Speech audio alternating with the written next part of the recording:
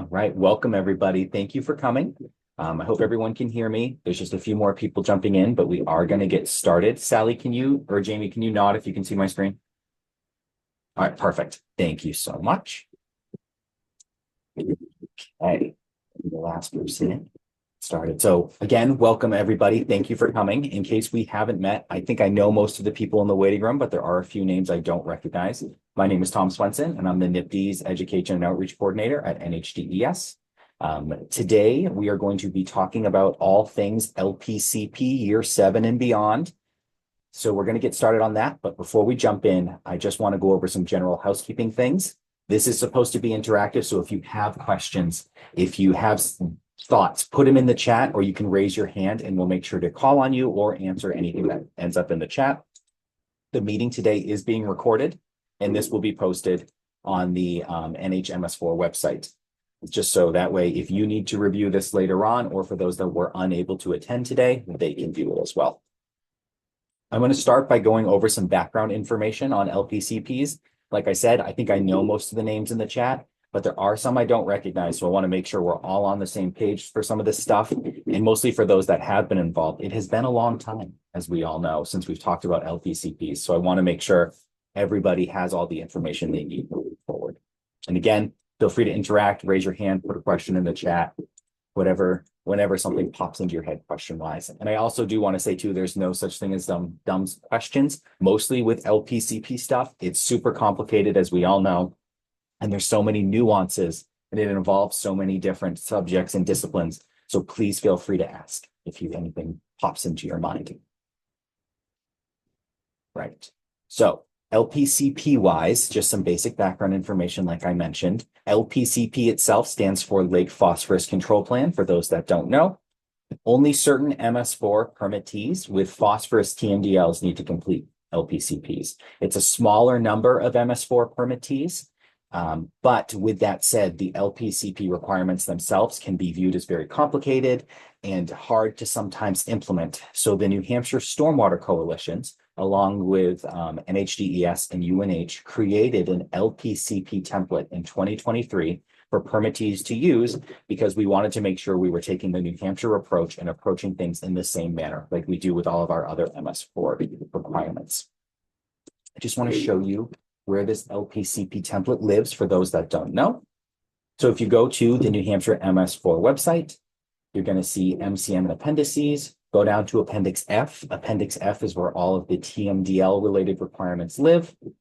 Scroll down, and you're going to see the phosphorus TMDL requirements. You want to click on the LPCP Year 5 Requirements tab in this first link here, the Written Lake Phosphorus Control Plan. That will be the template that we're talking about today. And when you pull it up, it's going to look something like this. Many of you have probably seen this, but if you haven't, we're going to reference it a few times. So that's where it lives. In Year 5, the written LPCP was due. And when we talk about a written LPCP, it's basically all of the required components of the LPCP put into a single document that could be submitted to EPA. So that template we just showed is the written LPCP template. The template itself was not released until Year 6 of the permit, even though the written LPCP was due in Year 5. So we needed some extra time to get that done and get that created, because again, there's a lot to this. We wanted to make sure we were approaching it in the right direction. And then lastly, in case people aren't aware, there are resources that were created by UNH and DES for each of the phosphorus TMDL water bodies to help in the creation of the LPCPs. Again, if you go to our website, click on permittee specific resources, it's going to bring up this list of all the MS4 communities. I'm going to use Kingston as an example. So you'll click on your community. In this case, we're using Kingston. And once that loads, you're going to see Appendix F, which again is all the requirements that have to do with water bodies that have TMDLs. And you're going to see the Appendix F Country Pond LPCP scope and calculations. And then below that, the Country Pond or whatever water body you have, LPCP parcel priority ranking. So that's just important to note. If we reference something about calculations, this is where they originally started. Also, again, just for some basic background information, want to mention who has a phosphorus TMDL, which MS4 permittees, and that would be Amherst, Bedford, Derry, Hollis, Hudson, Kingston, Manchester, Merrimack, Newton, Raymond, and Sandown. I know that people who are attending today, some of you are not listed in those communities, and I think it's fantastic that you're attending because I think a lot about what we're talking about today can be applied to other parts of the MS4 permit. But just so everybody knows, those that have to complete LPCPs are listed on the screen. Along those same lines, this is a table that's taken directly from Appendix F of the New Hampshire MS4 permit and shows the water bodies that have phosphorus TMDLs.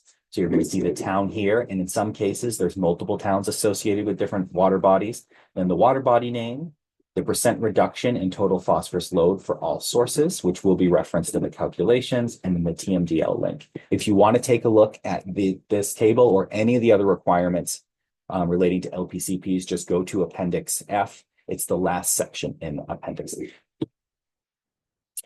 All right. That's the background information out of the way. Hopefully it was a refresher for some of you. For the people that are new to this, hopefully it helped to answer questions. Again, feel free to ask if you need more information or want some more background information.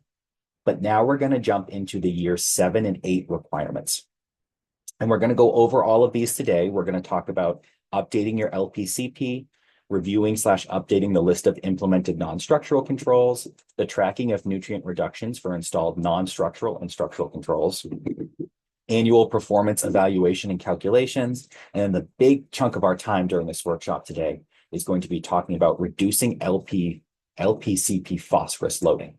And by year 8, you have to reduce it by 20%. We know that's a high goal, but we want to give you the tools that can help you start to do that. So we're going to go through all of these requirements and then focus more on that last one. But just to let everyone know what they need to do, we're going to first start talking about updating your LPCP. So annually, it's good to just look over your LPCP. I think in our MS4 world, a lot of our documents have to be updated annually, and LPCP is one of those things. So you want to go through and make sure things are correct and up to date. But some specific things that you want to look at as you're going through your LPCP is that you want to take a look at your structural stormwater control measures table, which also serves as a schedule. And I'm going to show you what that looks like right now by bringing up the template. We're going to scroll down here. It's on page 17 of the template. It's probably on a different page within your LPCP because you've added, removed things, that kind of thing. But the table looks like this.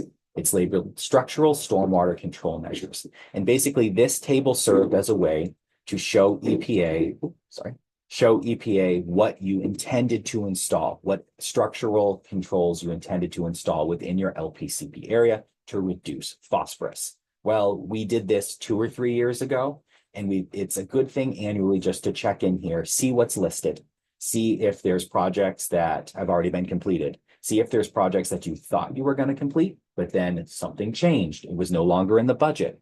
So you can remove those and add any upcoming projects too. So just keep this up to date so EPA knows that A, you're working towards your phosphorus reduction, and B, that it's up to date and that you're not ignoring it. You are updating this with the most current information. Another good thing to do annually is to conduct any training on inspection and maintenance of structural controls. So it is a requirement that all structural controls be inspected and maintained if they're installed within the LPCP area. So make sure you're doing that. And then along those same lines, make sure you're including all inspection and maintenance related forms that you're using in attachment E of the LPCP, because that's a requirement as well. So anything that has to do with inspection and maintenance, make sure it's ending up in your LPCP and that you're doing the inspection and maintenance in general. All right, our next annual requirement or annual check that you should do within your LPCP is to look at your implemented non-structural controls.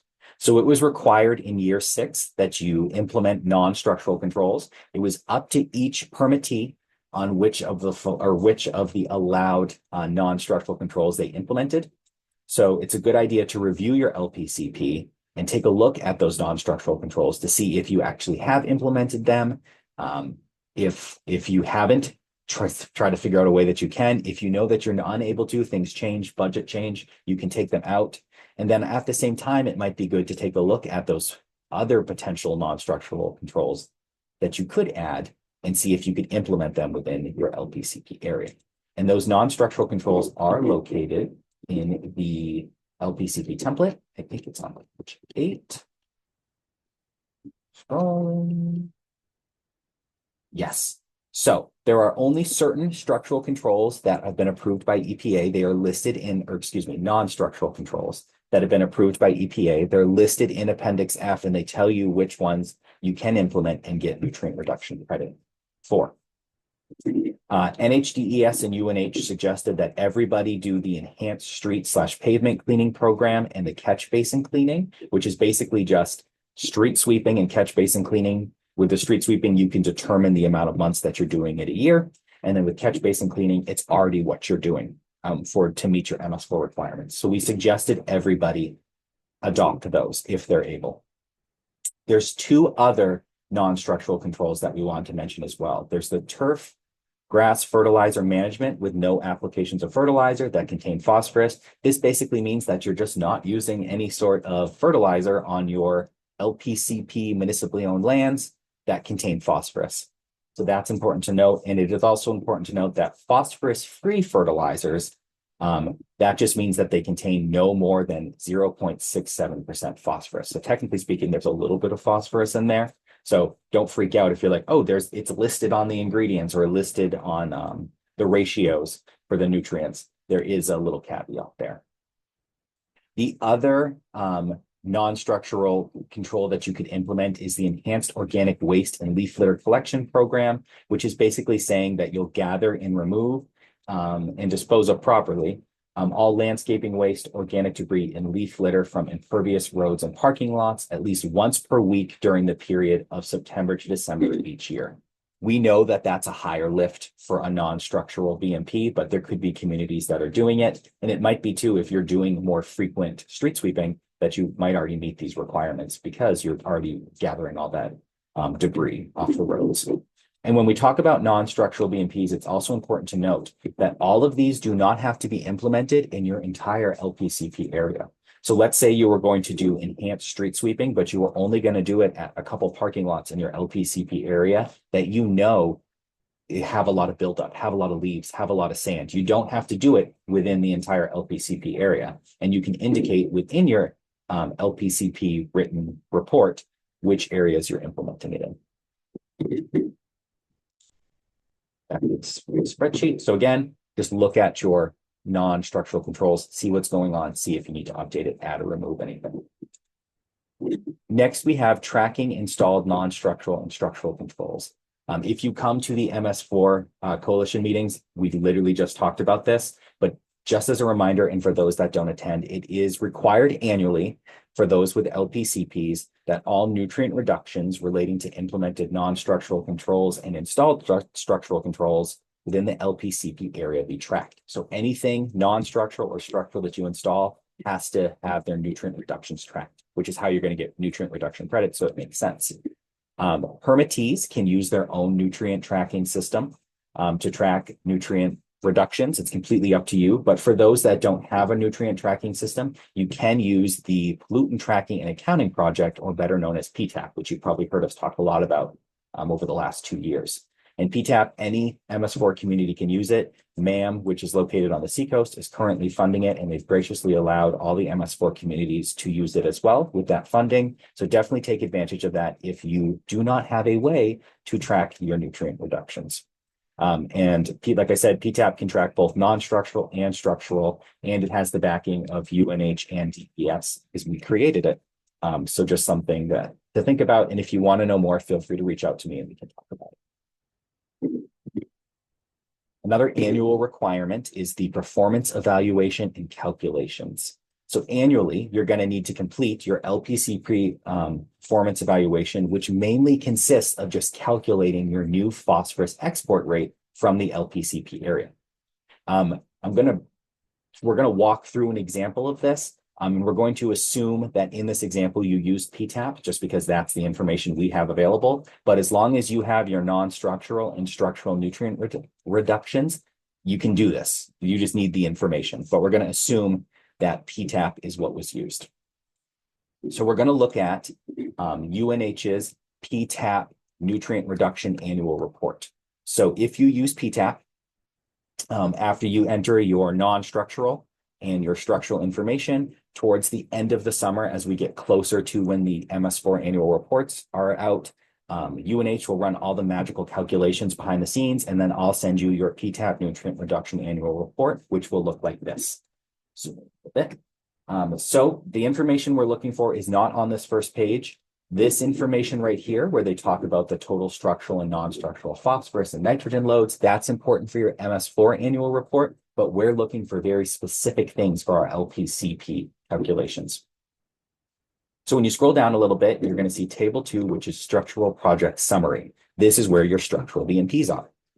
You're going to notice too that all of your structural BMPs that you entered into PTAP are in here. It could be that you're only entering structural BMPs within your LPCP area, but I know for many communities, they're entering all of their structural BMPs within their MS4 area. So you're going to want to go through this list of structural BMPs and identify which ones are in your LPCP area.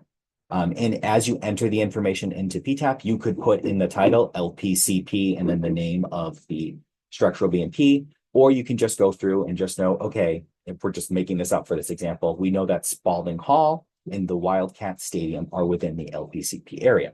So for each of these structural controls that you've installed, you're going to want to follow it over, and you're going to want to grab the phosphorus load here. So in this instance, it's 0.96 pounds per year. And then you're going to want to go down here to the next one, which is the Wildcat Stadium, where it's 3.13 pounds per year. You're going to add these two pieces together, and you're going to use that total phosphorus removal as your structural control for your calculations. And then as we scroll down, UNH has a lot of BMPs, so we just have a lot to scroll through. I know other communities might be like that too. Down here in table 3 is your non-structural control summary. You're going to see your catch basins, your street sweeping, stuff like that. And you're going to want to do the same thing. You're going to want to follow it over for all these non-structural controls, specifically the catch basin and the street sweeping, and find the phosphorus load and add those up, because that's going to be your total for the non-structural phosphorus reductions each year. So I'm going to turn this over to Sally Soule, who is the Coastal Watershed Supervisor at NHDES, and she is going to walk you through the calculation side of it. All right, thank you, Tom. Yeah, good morning, everyone. I'm a project manager here at DES. I work with Tom Swenson, and I also work very closely with Jamie Houle from UNH on PTAP. So I'm just going to step everyone through the calculation for the annual reporting performance evaluation. So I'll share my screen here so we can see it. And can we see it? You're good, Sally. Okay, perfect. So as Tom mentioned, each year you'll have to do a performance evaluation calculation using equation 1 in Appendix F of the permit. Specifically, it's element C, item 4, where you're calculating your estimated yearly phosphorus export rate, or PX. And the purpose of this equation is so that you can demonstrate compliance with phosphorus reduction milestones that are required in the lake phosphorus control plans. This is equation 1 here, and we broke it down into a spreadsheet that should be pretty simple to use, I think. And I think with some tweaks, we'll post it on the website for everyone to use. The first number that you're going to work with is your P base. That's your phosphorus baseline. That number comes from your chosen LPCP area. So when you worked on setting up your LPCP, you had sort of 2 options that you could use for your LPCP area. Each of those, for each option, you generated a phosphorus load. So whichever option you picked for your LPCP for phosphorus baseline load, that is your number that you're going to start with for this calculation. So for this example, I just used 288 pounds. So that's where you start. And then your next number is your phosphorus structural load reduction number. So this comes right out of your PTAP report that Tom just described. So this is an annual total for all the structural BMPs that you implemented during the year. So you enter that number in here. The next number is your phosphorus non-structural reduction number for the year. That also comes out of your annual PTAP report. You enter that number here, and then you subtract those from your phosphorus base. And then you have to add back in any phosphorus increases that were incurred as a result of development within the year. That's kind of a trickier number because right now we're sort of figuring out how best to calculate that. And so that's sort of a method that's in development. You as a municipality may have a way that you're able to calculate that number, but that's something we're kind of working on. So in the end, what you get is your phosphorus export rate. So you're subtracting the load reductions from your structural and non-structural BMPs, and then you're adding back in any phosphorus load that was increased as a result of development. So it's pretty simple. You know, you get this big fancy EPA equation here, but it's actually just some pretty simple accounting math that you have to do. And I believe in my interpretation of the permit is that this is something that you would calculate on a cumulative basis each year. And I'd be interested in having a discussion about that. So this assumes like this was the first year, this example assumes this is the first year this is ever calculated. So next year, what you would do is you would add your next round of reductions and your next round of additions to these numbers here to calculate it on a running basis.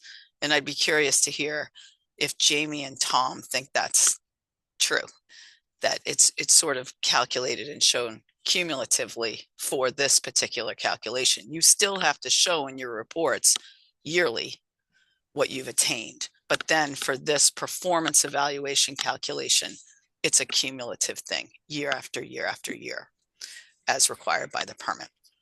So that is sort of that particular step in your annual reporting for your performance evaluation. Tom or Jamie, do you think I've missed anything here, or is there anything I could explain more clearly? Or I don't think so, Sally. I think, like Sally said, we'll get this spreadsheet posted online too, so you can just plug and play with your numbers that you get from PTAP or whatever, however you're tracking your nutrient reduction. But I think that's good, Sally. Yep, and we included sort of data sources over here for some of this information. This spreadsheet is sort of brand new, so feel free to give us feedback or tell us, no, that doesn't really work. But we thought we would share it today just because we think this is pretty much what you need to do to get to that particular number that you will need to report annually. Tom, I think I'll pass it back to you, and I think we're moving on, right, to the next part of the agenda. Before we switch subjects, does anyone have any questions about anything we've covered or specifically the calculations? Well, I know I'll just add a comment about the tracking annual increases in phosphorus. So that can be done in PTAP, provided that you're using it. Some of the communities in the Great Bay have added this to their planning documents so that when developments are going through the planning process, they are entering data into PTAP. That includes kind of some of the land use change data, and you can generate reports that can track the increases in phosphorus if you're using that platform. The other thing I'll say is this is a challenge too, and we saw huge advances in Massachusetts and their permitting in the Charles, the Mystic, and the Ponset watersheds. This is something that they have to do annually as well because of their TMDL. One of the comments that we've made to EPA on the draft Mass MS4, and we'll likely do the same when the New Hampshire MS4 comes out, is that we feel like the annual changes are not that dramatic, and it'd be easier to track on a 5-year basis. So every 5 years, we would potentially update, and that is something we could set up and we could actually do through GIS. So that's kind of what we're proposing and hoping comes out of this. But we're all learning how to comply with these things together. Jamie, that's a really good point. All right, any other Yeah, thanks, Jamie. questions or comments? All right, and I'll mention this again. We'll talk about this again at the MS4 coalition meetings when we talk about like what you have to do for year 7 with your annual calculations, but we'll get this spreadsheet up. We'll make sure it's available for everybody. I'm going to share my screen for 1 second, and then I'm going to turn it over to Jamie. But as I mentioned earlier, I think what our big conversation today is going to be about is reducing phosphorus loading from your LPCP area. So as I mentioned, the MS4 permit requires that by year 8, which ends on June 30th, 2026, so next summer, you need to reduce phosphorus loading from within your LPCP area by 20%. And we know that's a big lift. And we know that not all communities are going to be able to do that, but it's important that you're showing that you're trying and that you're trying to find innovative ways to do that. And I just wanted to define one thing too. When we talk about phosphorus loading, we're talking about basically nutrients or phosphorus that's flowing into that impaired water body that has the TMDL from the surrounding LPCP area. It could be coming from sediment erosion. It could be coming from over fertilizer use, septic systems, stuff like that. But just in case you've never heard that term before, that's what we mean. And again, we know it's a heavy lift, but we're going to turn it over to Jamie, who, if you guys don't know him, he's the director of the UNH Stormwater Center and our savior when it comes to stormwater related things. So I'm going to turn it over to him to really get into the nitty gritty of this. All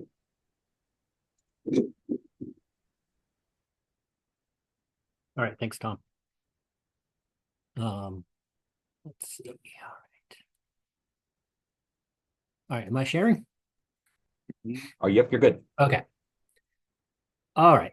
So yeah, what I want to talk about today is some of the simpler low-hanging fruit that's out there to realize phosphorus load reductions in your municipality.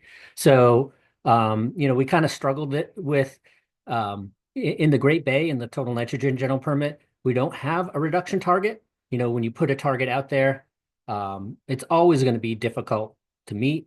Essentially, what we're doing in the Great Bay is showing progress. And that's kind of the message today. It's like, don't do nothing, do something. And hopefully you can demonstrate through your reporting that you're incrementally increasing your phosphorus load reduction. And I think that is kind of the underlying message is we want to see, this incremental progress. So I'm going to talk to you about a couple of the easy ways that we're finding nitrogen load reductions in the Great Bay. And again, this is all transferable, whether you're in an LPCP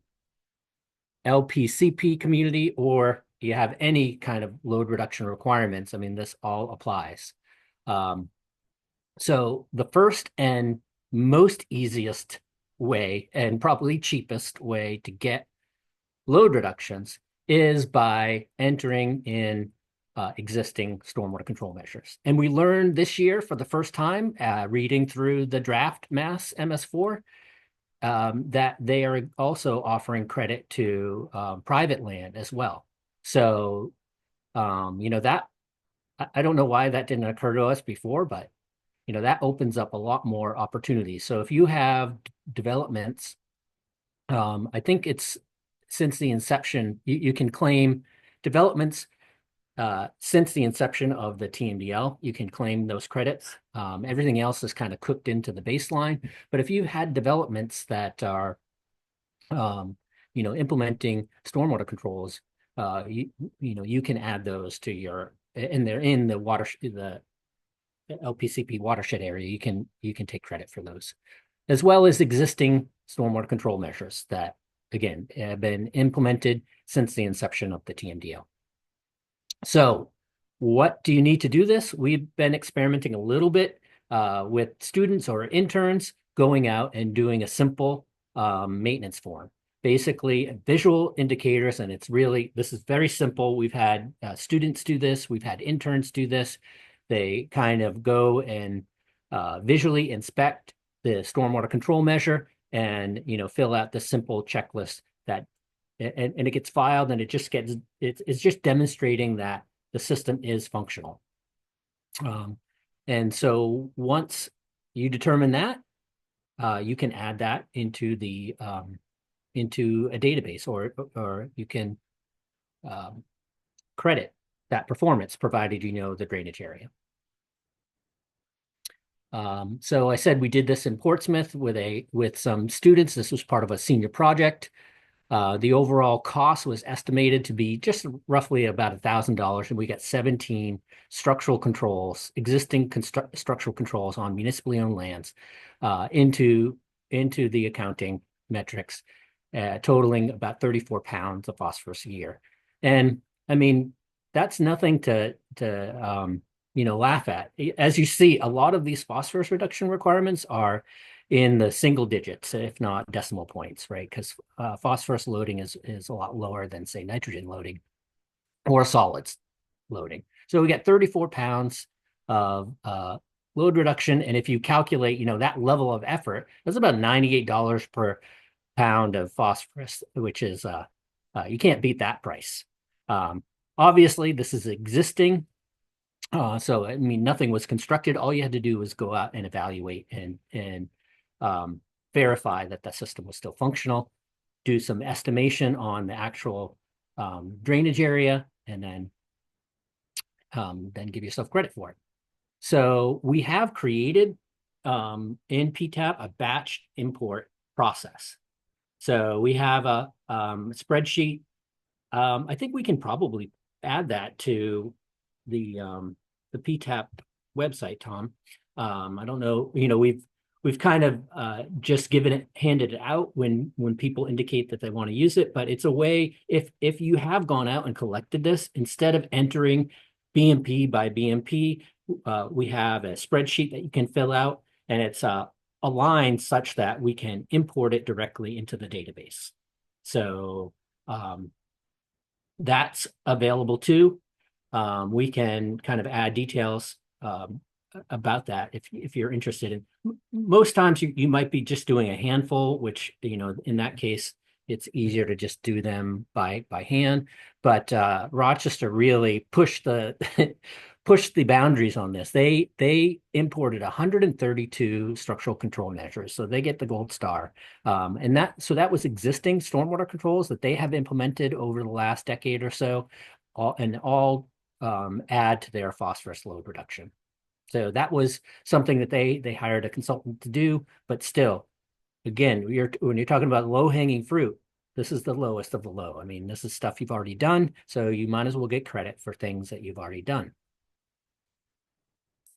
All right, the other thing I wanted to talk about is retrofit. So we've been working with the city of Dover on a 319 funded project where, I mean, it's kind of a really easy question. Can we get more out of existing structural controls through retrofit? And the short answer is absolutely you can. So this is dealing with an existing pond. These are pictures that we just took over this winter. So I apologize, you can't really see it that well, but this is an existing detention pond that we're going to change into a stormwater wetland. So we get the benefits of increased storage capacity by just modifying the outlet structure, and then by draining down the pond and encouraging the growth of wetland plants, we get a different stormwater control measure that it can be modeled and gets more phosphorus load reduction. So this is a relatively simple way to get additional load reduction from things that are already built.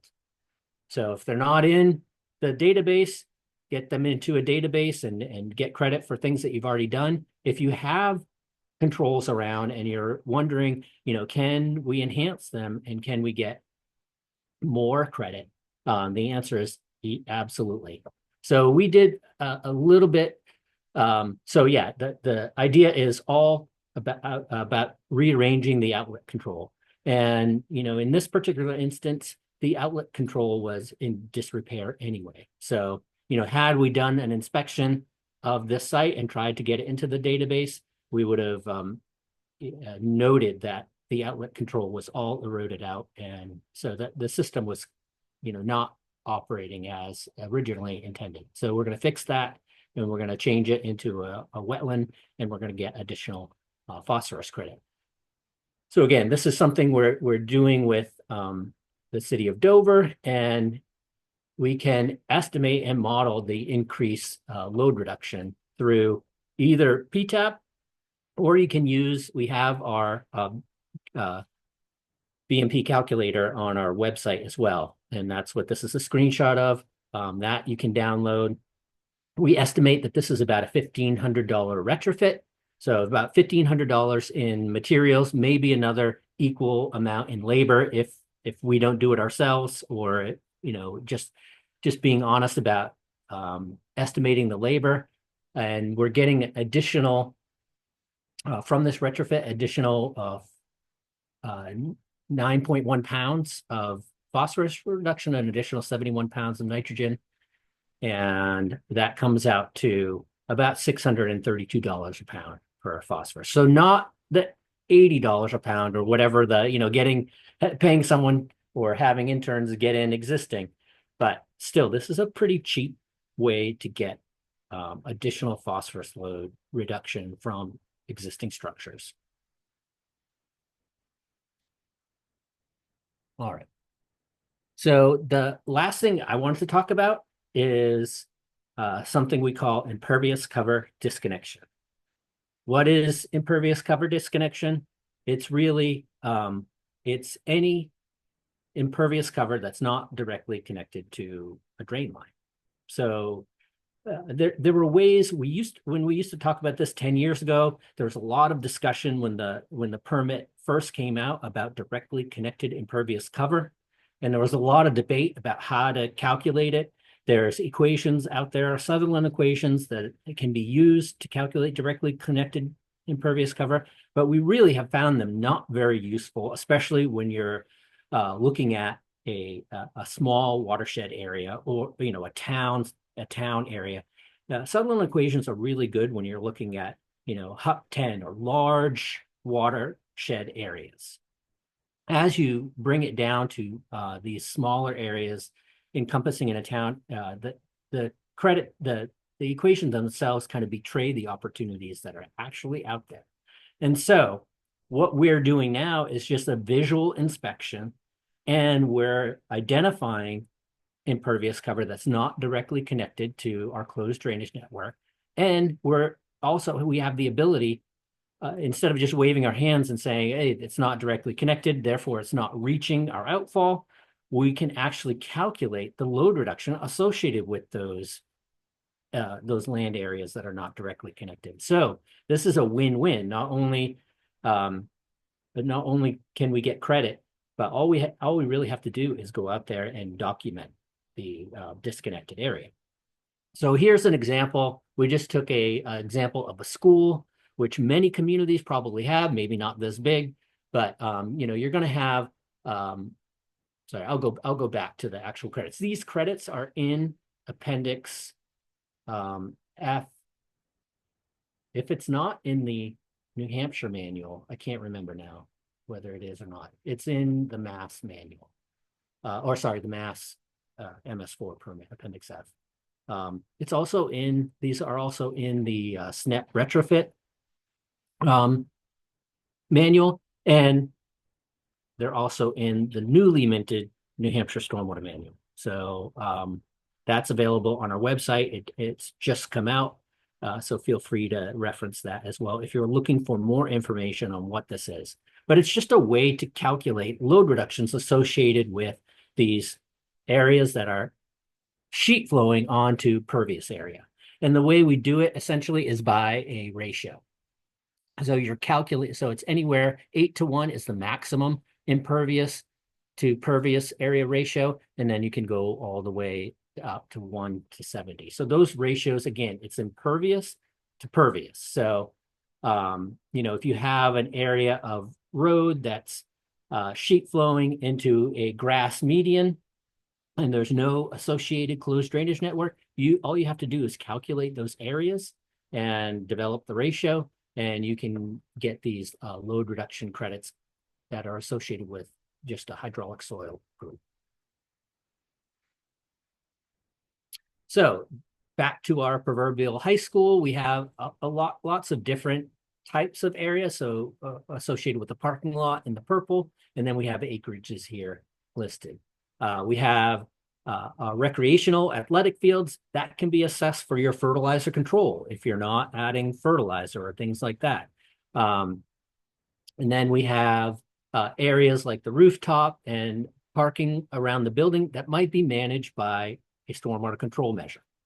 But we have some other areas that, again, this is just a visual assessment, and it's possible maybe just a site inspection so that you can verify some of your assumptions. But we can identify 2 areas of impervious here that are just sheet flowing to a grassed area. So this is impervious cover disconnection. So again, we maybe do a visual inspection, make sure that there's no associated drainage and that this parking lot is graded the way we think it is.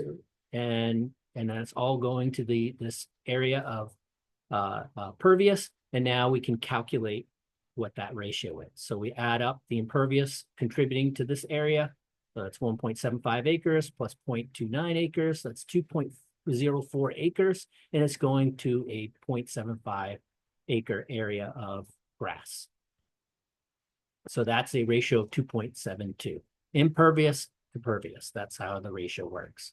So if we go back to our table, so it's 2.71 to 1, and that falls in between 2 of these quotients. If you don't want to interpolate, then you would just go to the one that's more conservative. So I would be using the 4 to 1 if I didn't want to kind of interpolate between these numbers. And then I would be looking at, if this is a hydrologic soil group C, we'd be looking at a 26% reduction in phosphorus. How do you add that phosphorus, or how do you add that up?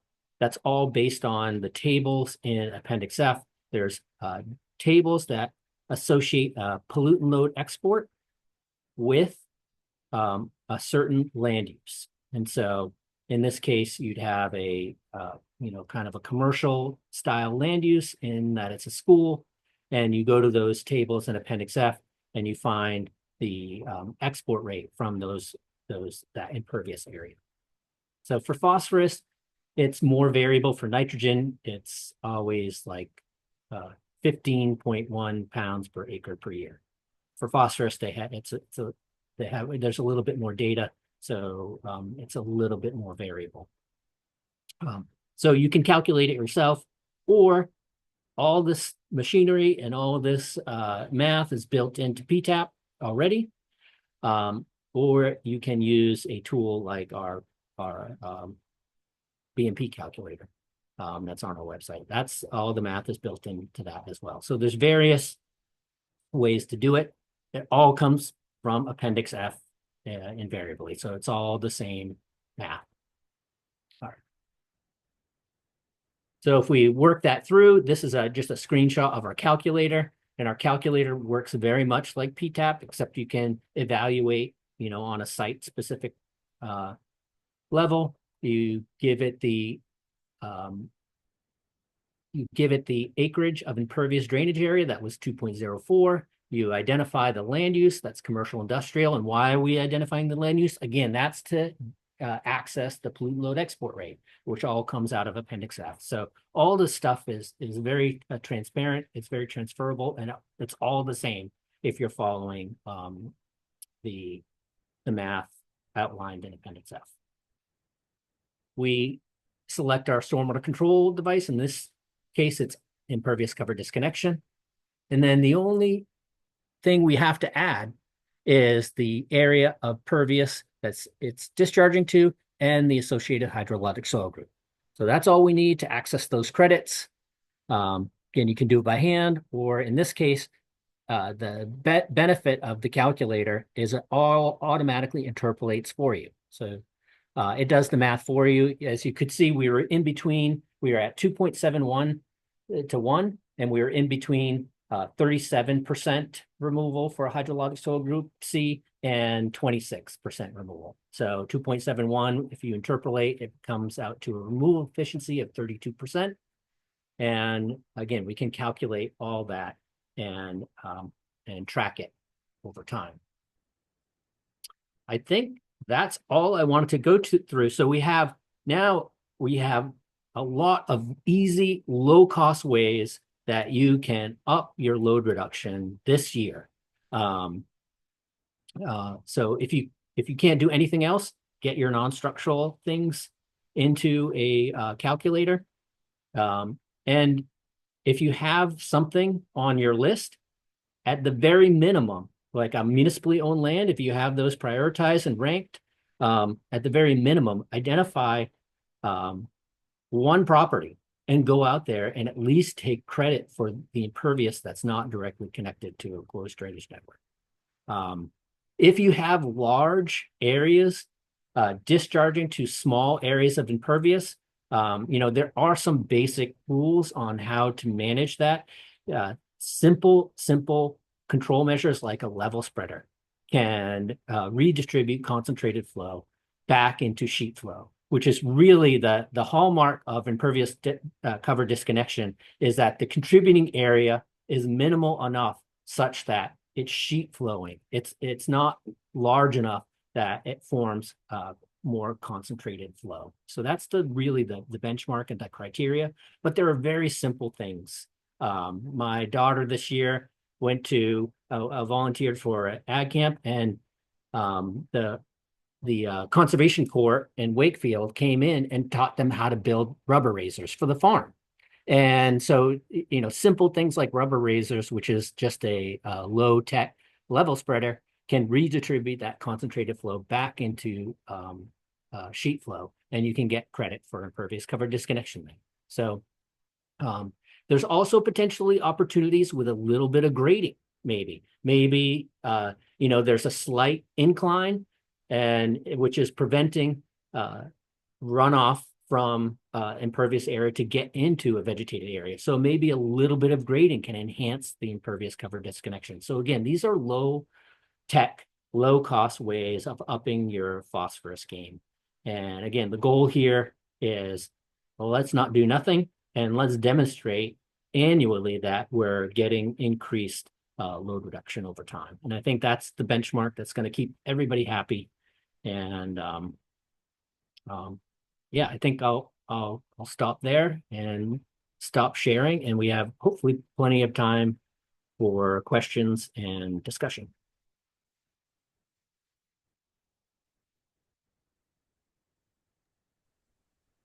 Thank you, Jamie. Hopefully this was eye-opening. Does anyone have any follow-up questions about that? Has anyone looked at their impervious disconnection? Have you thought of that before? Is that something that you've already thought about getting credit for? And I want to, Jamie, you mentioned too, I checked and it is in the New Hampshire MS4 permit. So you can take credit for it in New Hampshire for the impervious disconnection.